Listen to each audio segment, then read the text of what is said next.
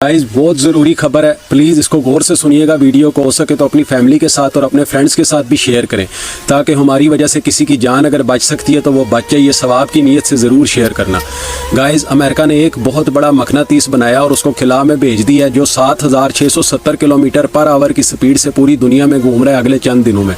Guys, specially Pakistan में इसको भेजा जा रहा है और उन लोगों को उठाने के लिए भेजा जा रहा है जिन्होंने कुछ अर्सा पहले वैक्सीन लगवाई थी और उनके जिस्मों के ऊपर मकनातीस चिपक रहे थे, या फिर उनके जिस्मों के ऊपर बल्ब रोशन हो रहे थे और फ़ोन चार्ज हो रहे थे। गाइस, इस मकनातीस के ज़रिए अमेरिकन उन लोगों को उठाना चाहता है और उसके बाद उनको मरीख पे लेके जाना चाहता है एक तजर्बाती तौर पर।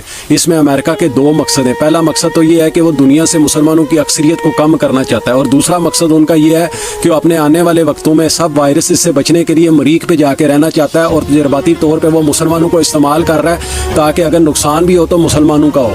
गाइस, मेरी रिक्वेस्ट है, इस वीडियो को ज़्यादा से ज़्यादा शेयर करें ताकि उन लोगों